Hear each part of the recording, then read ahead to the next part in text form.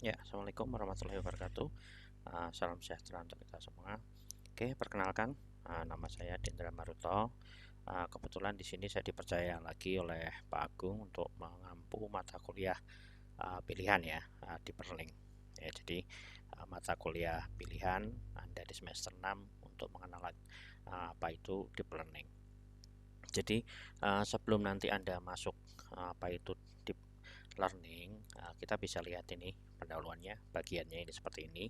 Ya, kalau dari gambar seperti ini yang kita lihat, deep learning sendiri itu bagian dari artificial intelligence ya, atau kecerdasan buatan.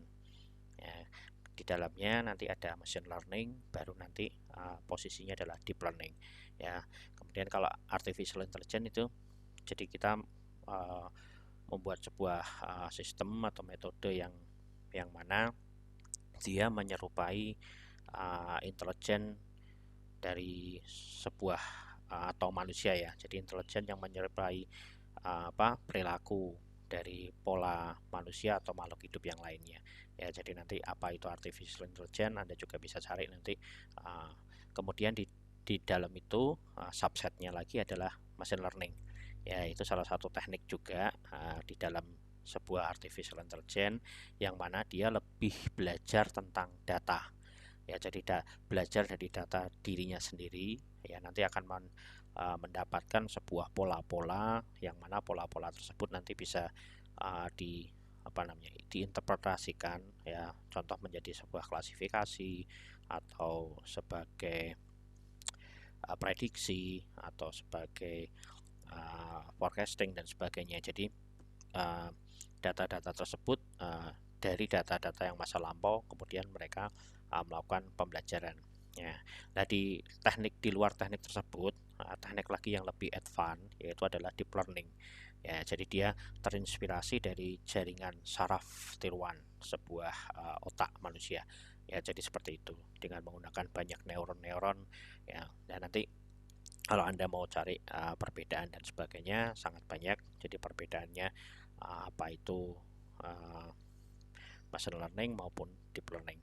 Ya, jadi nanti untuk komputasi-komputasi yang besar, komputasi-komputasi yang memang membutuhkan data yang sangat presisi, ya, yang pasti big data dan sebagainya. Saat ini memang kondisi yang pada saat ini yaitu menggunakan deep learning ya. Jadi era-era tahun 2010-an perkembangan sudah maju ya. Jadi arah-arahnya sekarang semua berkembangnya ke arah deep learning ya, seperti itu. Nah, ini contoh perkembangannya. Jadi artificial intelligence tahun 1950-an ya, kurang lebih kalau tidak salah, yaitu waktu Alan Turing atau apa, kalau pernah Anda lihat filmnya itu ya, di mana Alan Turing itu menciptakan sebuah mesin yang mana bisa melakukan apa encrypted ya. Jadi beliau ini adalah uh, orang Inggris yang waktu itu kalau nggak salah Inggris ya. Jadi dia diminta tolong oleh pemerintah Inggris, kerajaan Inggris, untuk melakukan encrypted data dari pihak lawan ya. Waktu pada saat itu adalah data-datanya dari pihak Jerman ya, yang selama ini kenapa serangan-serangan apa ya, tindak tanduk atau yang dilakukan oleh tentara sekutu atau Inggris beserta sekutunya gitu kan, selalu dapat ditebak oleh tentara Nazi atau tentara Jerman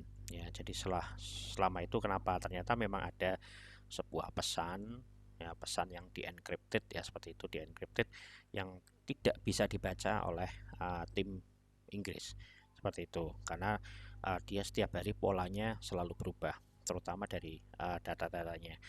Nah, saat itu si Alan Turing membuat sebuah sistem gitu, sebuah mesin ya, bukan lebih tepatnya mesin ya. Mesinnya dengan mengadopsi apa namanya kecerdasan buatan itu ya. Jadi dia tahu ini mesin harus dilawan oleh mesin yang sudah ditanam, sudah diberi sebuah metode ya. Jadi nanti dia bisa menjalankan atau memecahkan kode sandi tersebut ya, sampai akhirnya tahu nih informasi-informasi apa saja yang nanti dikeluarkan atau diinformasikan dari pihak Jerman, akhirnya bisa dipecahkan ya.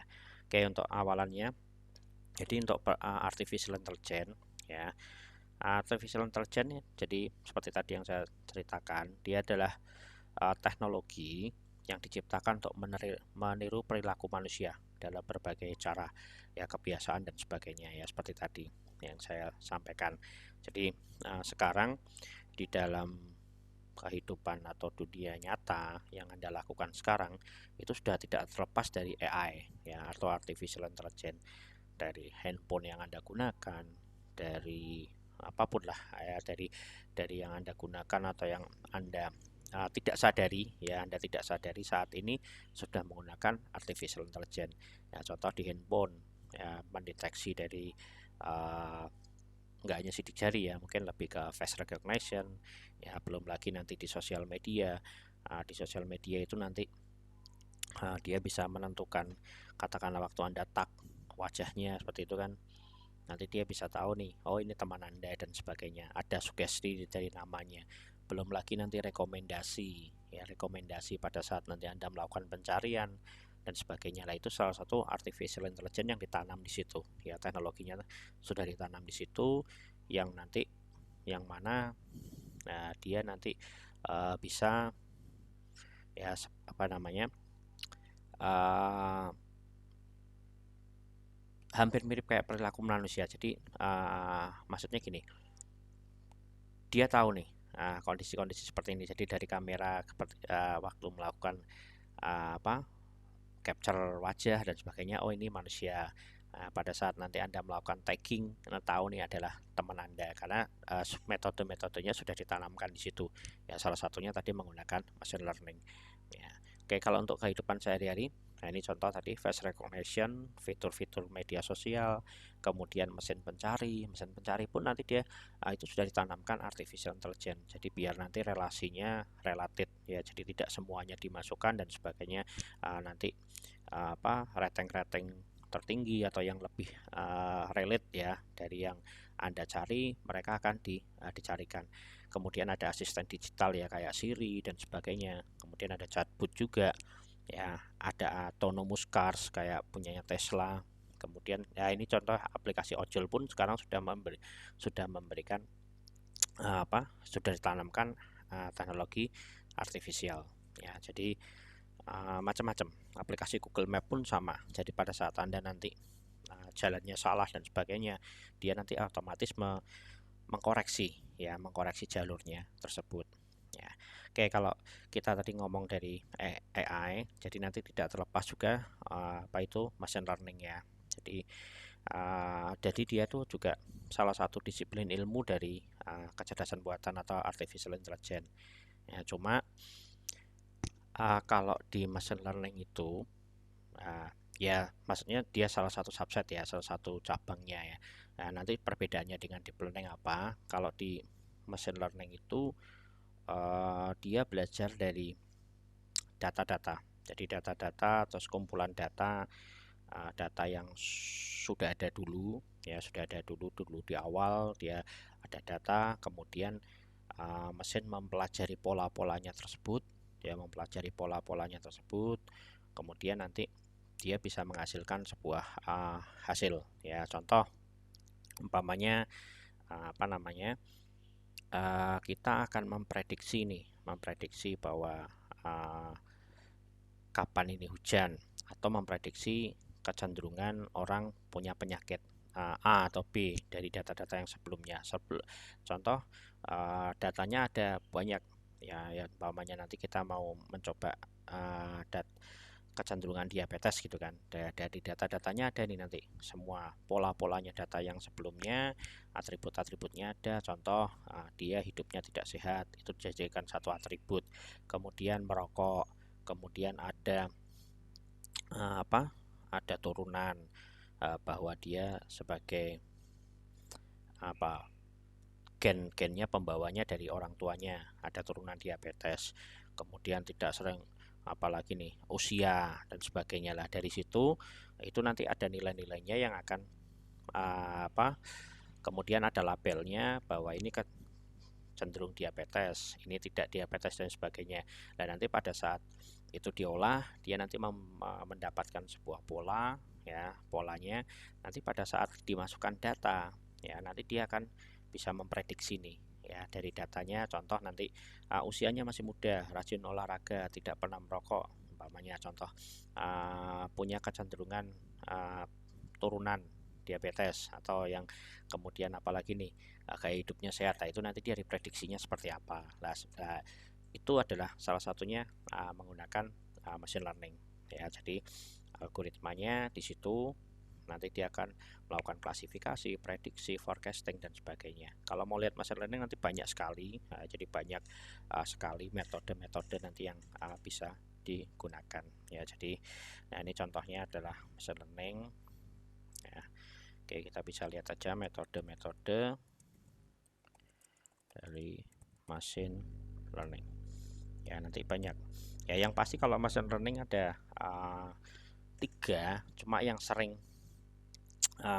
digunakan adalah ya 2, antara supervised learning dan unsupervised learning. Nanti ada reinforced learning ya, jadi seperti itu ya. Jadi nanti ada metode reinforcement learning ya. Jadi kalau supervised learning itu kita sudah memberikan informasi, jadi proses pembelajarannya itu sudah ada informasinya dulu. Contoh umpamanya tadi ada gambar, itu kan ada gambar motor atau mobil itu kan, atau sedan dan sebagainya. Contoh kalau mobil nanti ada sedan, ada truk, ada jeep dan sebagainya. Itu kita sudah punya training data dengan label yang sama ya. Contoh labelnya mobil, berarti ada mobil sedan, mobil jeep, ada SUV, MPV dan sebagainya. Pada saat nanti dimasukkan inputan gambar yang mirip atau serupa, atau mungkin bisa jadi yang samar-samar tapi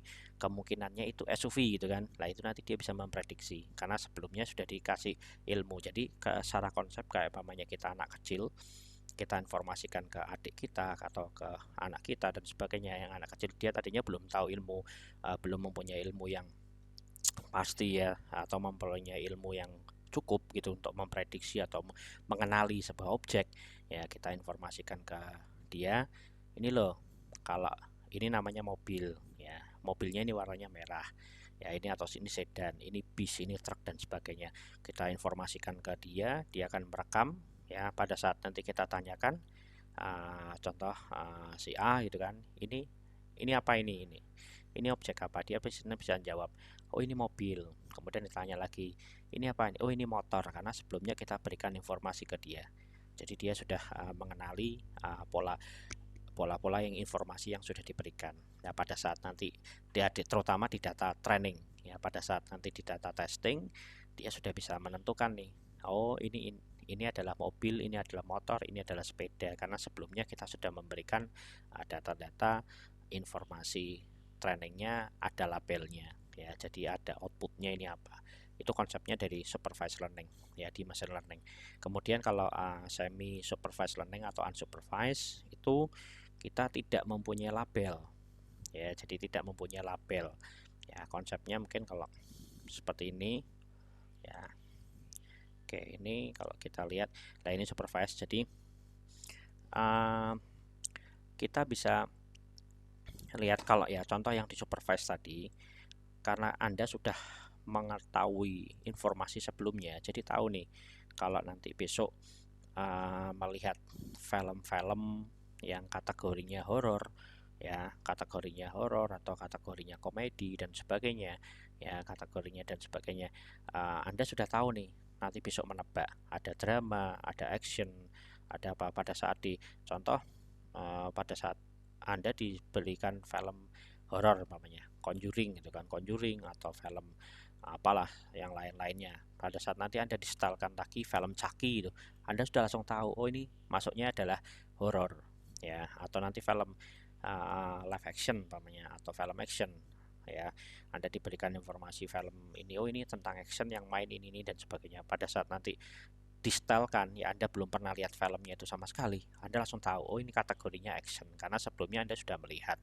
Nah, itu namanya supervised, seperti yang tadi ya yang saya contohkan. Nah, sedangkan di unsupervised dia tidak ada informasi itu ya. Jadi tidak ada informasi tersebut, cuma dia nanti, jadi pada saat contoh di sini dia nanti uh, sebelumnya belum pernah melihat film itu ya, atau ada film yang tidak pernah dia dilihat ya, atau apa ya sepertinya kayak. Jadi nanti dia melakukan pengelompokan, melakukan clustering ya. Contoh, setelah dia nanti lihat ada tanpa ada label, dia nggak tahu ini ya, ini apa ini.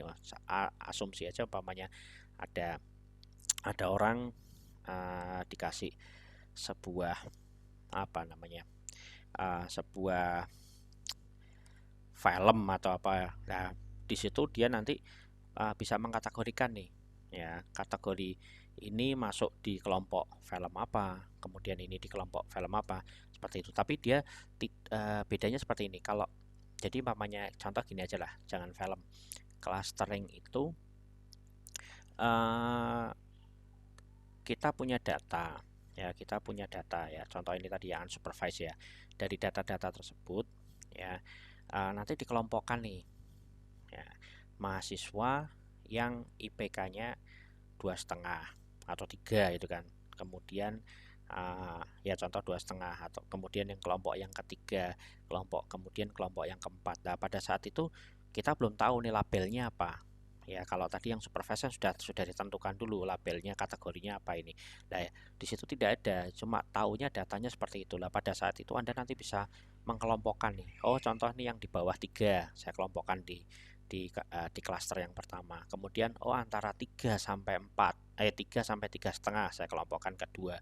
Kemudian 3,5 sampai 4 itu saya kelompokkan. Nah, pada saat itu belum tahu gitu, karena memang tidak ada informasi yang ada di dalamnya.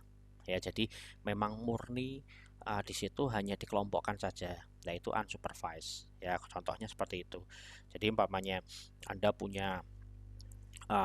beli nebak gitu kan, makanan itu kan, nebak makanan, beli makanan, kemudian Anda rasakan, karena Anda tidak bisa melihatnya kan. Kalau melihat mungkin tahu. Contoh aja ya, saya rasa, oh kok rasanya manis ya, kemudian Anda makan, oh kok sedikit manis ya, kemudian Anda coba lagi, oh masih manis, oh berarti Anda masuk kategorikan ini manis. Kemudian Anda makan lagi, kok kecut ya, nih kalau sedikit asam ya, nah ini kecut lagi, oh ini berarti kelompok yang kecut. Anda belum tahu ini apa, kemudian makan lagi, ini pahit, oh ini sedikit pahit, asam dan sebagainya. Jadi Anda kelompokkan itu ya. Beda kalau nanti yang machine learning, Anda langsung tahu karena memang sudah ada informasinya sebelumnya. Jadi ada dataset atau data labelnya ya, seperti itu. Jadi kalau kita bisa lihat dataset labelnya, dataset label dari machine learning, nah biasanya itu nanti sudah ada informasinya. Di sini ada nggak?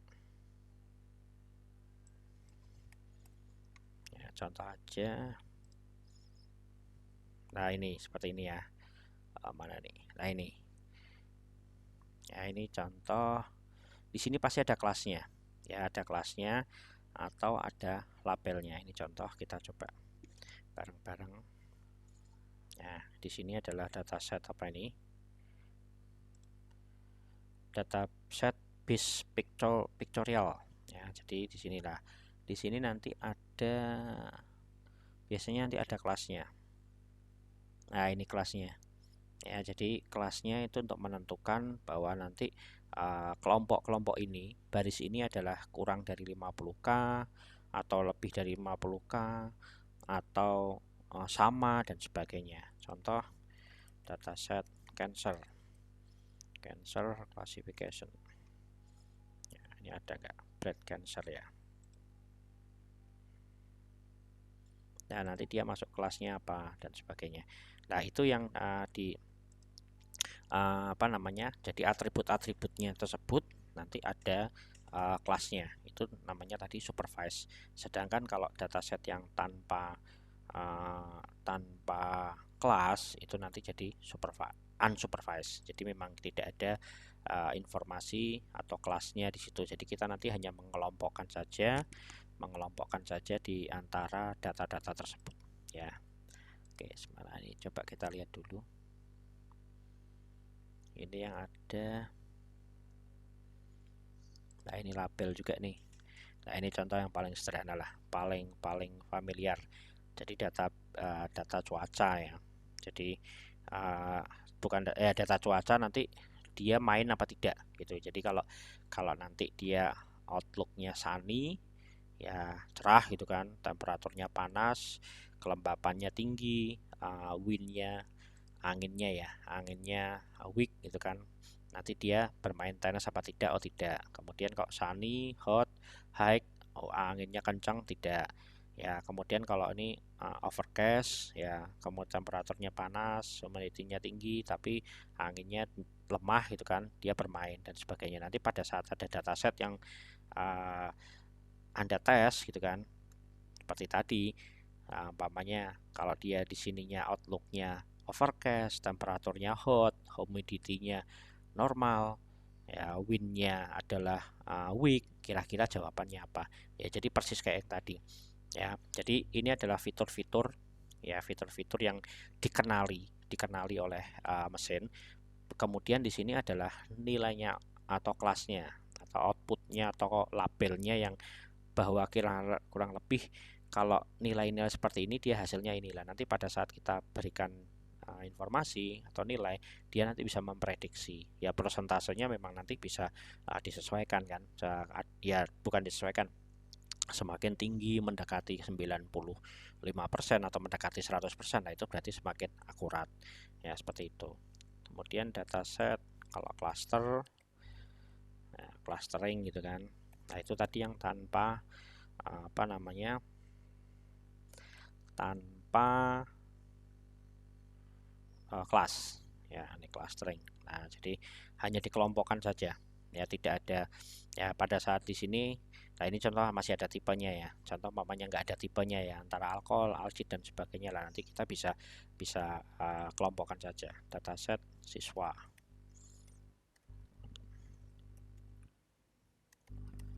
ada nggak di sini?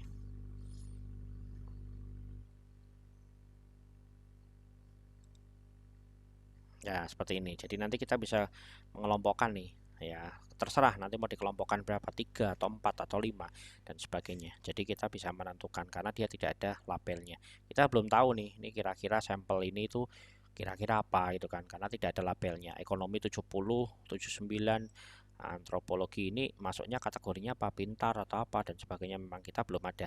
Ya karena memang tidak ada sampelnya, jadi ya hanya dikelompokkan atau dikategorikan, atau dikelompokkan atau diklaster lah lebih tepatnya seperti itu ya. Jadi dia dikelompokkan sesuai dengan nilai-nilainya ini ya, seperti tadi kalau yang paling sederhana IPK. IPK itu berarti di bawah 25, antara 25 sampai 3, 2,5 ya, 2,5 atau 2,5 sampai 3, atau nanti di atas 3. Ya, contoh-contohnya seperti hal tersebut. Yaitu kalau unsupervised. Oke, sebentar. Kemudian masuk lagi di sini.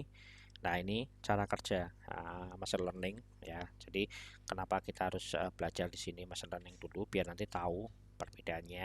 Ya, jadi machine learning sendiri ada data masuk ya, kemudian dilakukan training seperti tadi. Di sini saya nanti nggak mengajarkan machine learning, kayaknya ada mata kuliahnya khusus, jadi nanti diajarkan oleh dosen yang lain, tapi secara konsep nanti akan saya sampaikan. Jadi setelah di training, fitur-fiturnya juga nanti di ekstrak dan sebagainya, kemudian nanti setelah itu dia nanti membuat sebuah model ya, sebuah model machine learning. Kemudian nanti kalau ada sebuah input data untuk testing, maka model yang tadi setelah dibuat ya, model yang telah dibuat atau telah belajar dari data-data sebelumnya, maka dia bisa melakukan contoh klasifikasi atau prediksi dan sebagainya ya. Contoh nanti bisa melakukan prediksi, setelah prediksi dievaluasi nih, kalau ternyata evaluasinya bagus ya berarti model yang Anda pilih tadi sudah sangat baik gitu. Tapi kalau ternyata evaluasinya tidak bagus akurasinya, ya berarti nanti harus menggunakan model yang lain, atau datasetnya memang ternyata belajarnya kurang, informasi yang didapatkan datanya kurang banyak ya. Contoh ya seperti kayak anak kecil gitu, karena dia memang belum tahu banyak informasi, ditanyakan apa aja dia tidak bisa menjawab selengkap atau semengerti dari orang dewasa gitu kan, karena orang dewasa sudah semakin banyak informasi yang dia dapatkan, jadi dia mengerti ini apapun. Nah itu juga sama ya, semakin banyak nanti informasi yang diberikan untuk melakukan training ya, harapannya dengan menggunakan metode yang tepat maka nanti model yang dihasilkan sangat bagus, sangat kuat ya. Jadi untuk bisa melakukan prediksi, akurasi, klasifikasi atau apapun ya, nanti bisa menghasilkan nilai akurasi yang tinggi ya. Itu konsep dari machine learning ya. Ya cuma nanti apa perbedaan dan sebagainya ya nanti sambil Anda bisa cari-cari informasinya, apa itu machine learning ya, sekuat apa, kemudian metode-metodenya apa, kemudian apa saja yang bisa dilakukan oleh machine learning dan sebagainya. Oke, kemudian ini deep learning ya. Jadi deep learning kalau kita lihat tadi dia itu masuk di dalam subsetnya dari machine learning ya. Jadi kalau lebih tepatnya dia tuh advance-nya dari sebuah machine learning ya. Jadi hampir mirip dengan machine learning, cuma dalam konsep ya, dalam konsep itu terinspirasi dari struktur otak manusia, jaringan ya. Jadi nanti yang ada neuronnya, kemudian nanti ya dia nanti ada apa selnya yang saling berinteraksi, jadi impuls-impulsnya masuk gitu kan, nanti persis jaringan saraf yang ada di manusia ya. Dengan itu diharapkan pembelajarannya bisa lebih dalam, lebih akurat ya. Jadi nanti untuk memproses data-data yang sangat rumit, sangat besar dan sebagainya, persis kayak otak manusia, dia semakin cerdas, semakin pintar dan bisa mengenali apapun, pola-pola dan sebagainya. Nah, deep learning itu terinspirasi dari hal tersebut ya. Jadi kadang orang menyebutnya juga neural network ya, jaringan saraf ya, jaringan saraf tiruan ya. Itu adalah metode yang populer saat ini. Nanti di deep learning sendiri nanti ada sangat banyak ya metode-metode nanti yang di apa di hasilkan. Nanti kita tinggal pilih beberapa ya, seperti itu. Kemudian untuk metode arsitekturnya ya, ini arsitekturnya sederhana seperti ini. Jadi arsitektur dari sebuah deep learning ya, ini contohnya.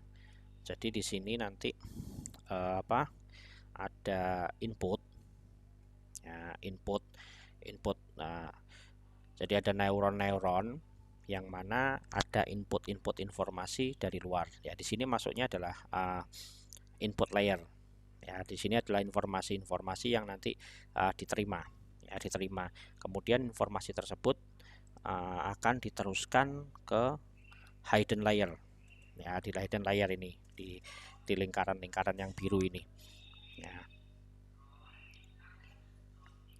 Jadi di dalam lingkaran-lingkaran hijau ini adalah informasi-informasi yang diterima, kemudian nanti akan sebentar.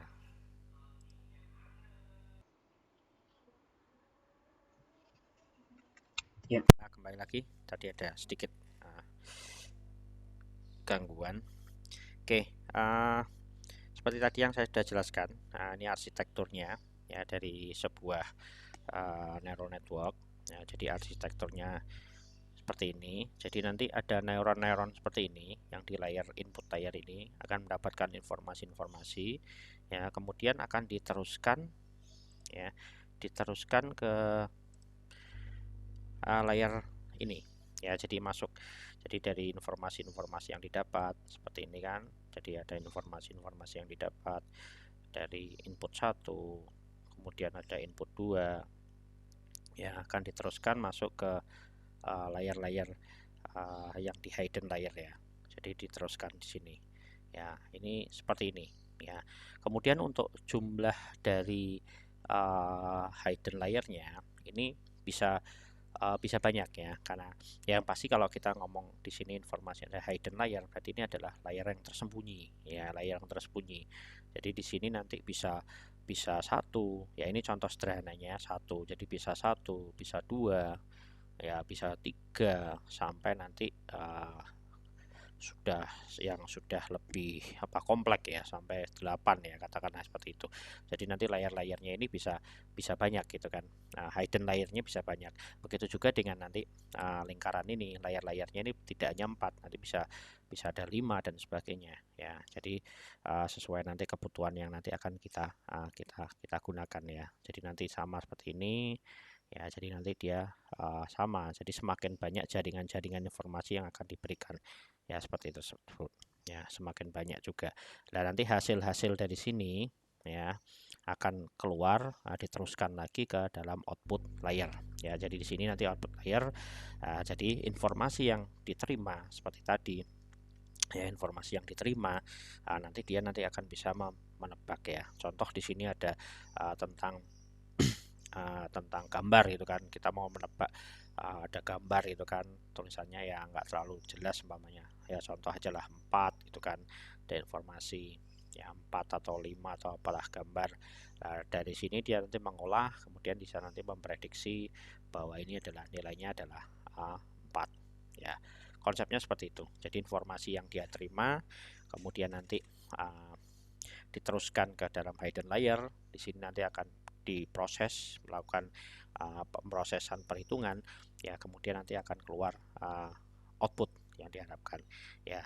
Untuk informasi di sini ya, ini X1 ya, di setiap informasi di sini ya, atau kita beri nama X1, X2 atau X0 gitu kan, serah nanti. Dan nanti di setiap informasi seperti ini nanti akan ada pembobotan ya, W1, W2, W3 dan sebagainya ya. Jadi informasi yang masuk akan ditambahkan dengan bobot ya, akan bobot, kemudian nanti akan dihitung ulang semua, sama nanti di sini ada tambahan namanya bias atau bias ya. Jadi nanti ada penambahannya yaitu bias ya, informasinya seperti itu. Jadi informasinya di sini ya, nanti ada biasnya seperti itu, kemudian nanti baru bisa mengeluarkan outputnya. Seperti itu konsepnya ya. Oke, kita coba lihat dulu. Oke, sambil kita searching ya, kita searching untuk untuk arsitektur dari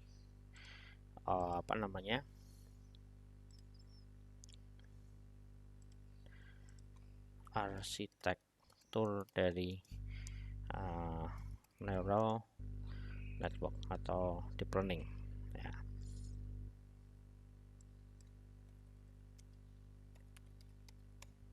Ya, algoritmanya. Oke, di sini nggak ada ya. Oh, ini bukan, ini yang sudah mendalam. Jadi arsitektur dari deep learning. Nah, ini kalau yang hidden layernya sampai banyak ya. Di sini ini bisa lebih dari satu. Tadi kan satu ya. Jadi ada input layer ya, kemudian nanti di sini ada hidden layer yang jumlahnya ada berapa layer ini.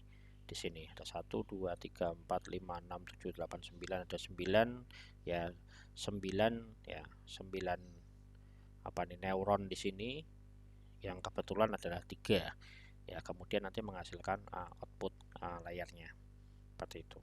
Nah, itu cara kerjanya ya. Jadi cara kerjanya, konsepnya dari neural network. Nah, ini seperti tadi yang saya sampaikan. Jadi ada X1, X2, kemudian setiap itu ada bobotnya yang menuju ke dalam hidden layer. Jadi ada pembobotannya, kemudian di sini nanti ada biasnya ya. Jadi seperti tadi saya salah tadi, biasnya dari sebelum di outputnya itu ada bias. Jadi ada penambahan adalah biasnya ya. Nanti untuk perhitungannya mungkin lebih jelasnya minggu depan nanti akan saya coba jelaskan. Jadi intinya di sini adalah konsepnya dari sebuah neural network atau deep learning. Ini konsep dasarnya ya, jadi yang sangat dasar. Nah, nanti kita rencananya nanti akan menggunakan pembelajarannya untuk penggunaannya nanti menggunakan Python. Jadi nanti juga akan saya berikan ya tutorial dasarnya dengan menggunakan Python ya, pemrograman Python. Tapi juga nanti kita akan sambungkan juga, kita menggunakan tool yang sederhana lah, nanti menggunakan RapidMiner atau apa yang tanpa menggunakan coding ya, tapi tetap arahnya nanti akan saya berikan Python. Jadi untuk pengenalannya sebuah neural network ya, atau jaringan saraf tiruan, atau nanti biasa disebut deep learning ya, karena sebenarnya nanti deep learning banyak sekali, tidak hanya tidak hanya neural network, itu sangat banyak sekali. Jadi metode-metodenya itu tidak hanya itu, nanti ada CNN, ada RNN ya, ada ANN ya, seperti itu nih. Coba contoh metode deep learning. Nah, ini ada artificial neural network, ada convolution neural network ya. Nanti ada apa lagi? Jadi ada deep neural network, ada artificial neural network ya, ada convolutional neural network, belum lagi nanti yang model-model yang lain. Tadi kan ada supervised dan unsupervised ya, jadi nanti ada yang lain juga gitu kan. Nah, jadi di luar yang ini nanti ada juga yang lain. Oke, sebentar sambil ya, nanti Anda kalau memang tarik di sini, yang penting ini saya informasikan dulu. Nanti kita juga belajar namanya fungsi ya, fungsi dari atau activation function ya. Activation function juga nanti apa itu activation function yang bersifat nonlinear ya. Jadi nah, ini activation function yang bersifat nonlinear karena di deep learning itu sudah pasti dia nanti tidak linear, dia pasti non-linear ya. Jadi nanti apa itu non-linear nanti akan saya jelaskan ya. Kalau linear sih kalau linear itu mungkin lebih tepatnya ini ya, jadi kalau contohnya ini, Anda kalau mau pergi ya menggunakan motor ya, semakin jauh jarak yang Anda tempuh, semakin jauh yang Anda tempuh itu nanti akan menggunakan bahan bakar semakin banyak ya. Itu berarti linear ya, memang seperti itu. Jadi linear kan, saling sejalan lah, linear. Jadi kalau perginya semakin jauh ya berarti beli bensinnya atau beli pertalite atau pertamax, yang penting bahan bakar ya semakin banyak gitu kan. Itu pasti kan, itu linear lah. Beda nanti dengan yang non linear ya. Padahal di kenyataannya di kehidupan sehari-hari itu banyak yang bersifatnya non linear ya. Contoh, pada saat nanti Anda meminjam bank gitu kan, meminjam uang di bank, itu nanti banyak atribut-atribut yang dibutuhkan yang tidak linear ya. Ya bisa jadi tidak linear. Contoh umpamanya orang ini kecenderungan membayarnya pada saat dipinjamin KPR atau dipinjamin uang atau apapun, bisa terjadi gagal bayar apa tidak ya. Nanti di situ banyak data-data yang informasinya di situ. Contoh dia usianya berapa ya, itu kan bisa jadi tidak linear ya. Belum tentu yang usianya lebih muda bisa bayar pasti, atau nanti yang lebih usianya lebih matang atau lebih tua pasti bayar, itu kan belum tentu juga. Itu yang non linear. Kemudian pekerjaannya dia PNS atau swasta, pamannya contoh seperti itu nanti digabungkan tuh semua atribut-atribut tersebut. Kemudian yang ketiga, dia agamanya apa, bisa jadi kan gitu. Kemudian sukunya apalah, itu kan non linear ya. Kemudian apalagi nih, pendidikannya apa dan sebagainya. Nah, nanti setelah itu diolah, dia masukkan data. Nah, nanti sistem akan memberikan rekomendasi, oh ini dia pasti bisa membayar ya. Nanti dilihat dari apanya, usianya, kemudian dia sudah bekerja dan sebagainya, atau seperti apalah. Itu yang non linear ya. Jadi kejadian-kejadian seperti itu bisa sangat terjadi di dunia nyata. Beda dengan seperti tadi yang sederhana, yang linear. Kalau umpamanya Anda pergi ya, kalau Anda pergi itu kan, contoh yang tadi Mas Sederhana pergi, berarti nanti harus pergi mengendarai motor atau mobil itu kan pasti harus beli bahan bakar. Nah, itu kan pasti linear kan. Nah, seperti itu. Beda dengan yang tadi.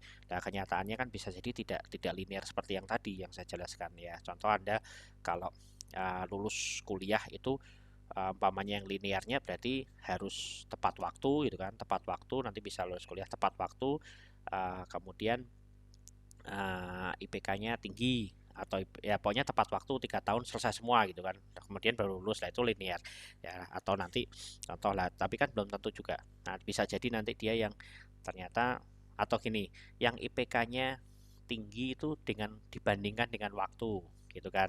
Nah itu nanti kita bisa tahu nih linearitasnya di mana ya. Umpamanya nanti waktunya 4 tahun ya pasti IPK-nya lebih tinggi ya, karena atau waktunya sampai 6 tahun atau berapa, 15 semester enggak mungkin ya, 10 semester gitu atau lebih ya, atau dia di situ sampai 10 tahun gitu pasti P-nya pasti tinggi. Lah itu kan karena dia memang akan ngulangi dan sebagainya. Lah itu kan linearitasnya seperti itu. Nah itu nanti kita bisa hubungkan seperti hal tersebut ya. Jadi contoh pertumbuhan penduduk pasti nanti akan berdampak dengan adanya umpamanya dalam PLN ya, penambahan saluran listrik atau listrik, itu kan berarti linear ya.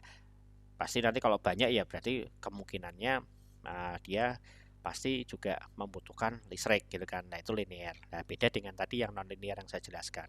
Nah di sini nanti ada activation function ya. Kalau linear yang pasti jarang jarang dipakai atau mungkin tidak pernah dipakai ya kalau di deep learning. Tapi kita nanti menggunakan yang non linear ya, karena nanti seperti tadi yang deep learning itu difungsikan untuk apa?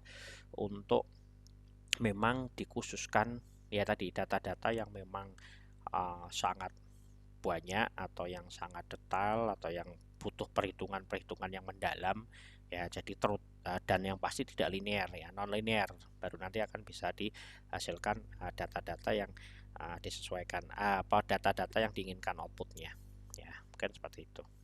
Oke, mungkin penjelasan dari deep learning untuk mata kuliah hari ini sampai itu aja. Nanti saya akan coba siapkan materi berikutnya untuk kita mulai nanti terutama di ini kita akan belajar menghitungnya ya, kemudian kita bagaimana menggunakan activation function-nya. Itu nanti activation function-nya juga akan saya jelaskan, apa itu sigmoid, apa itu hiperbolik Tangen, apa itu softmax, apa itu ReLU maupun Leggi-Leru ya. Jadi nanti harapannya bisa menggunakan dengan dataset yang ada. Kita akan coba training ya, kita akan coba menggunakan deep learning ya, nanti dengan menggunakan bahasa pemrograman Python ya. Jadi nanti kalau bisa siapkan laptop ya seperti itu nanti untuk kita lakukan instalasi ya. Mungkin tanpa menggunakan instalasi nanti kita bisa menggunakan fasilitas dari Google Drive. Di Google Drive itu ada nanti ada plugin ya, sebenarnya bukan dari Google Drive sih, dari Google-nya, yaitu namanya Google Colab atau kolaborator. Nanti kita bisa memanfaatkan itu menggunakan Jupyter Notebook untuk melakukan perhitungan dari apa itu metode dari deep learning. Oke, mungkin itu aja informasi yang bisa saya sampaikan. Mohon maaf nanti tidak ada kuliahnya, nggak bisa langsung, jadi saya rekam hari ini karena nanti ada kegiatan. Nanti kalau ada yang ditanyakan bisa informasikan saja. Wabillahi taufiq wal hidayah. Wassalamualaikum warahmatullahi wabarakatuh. Terima kasih.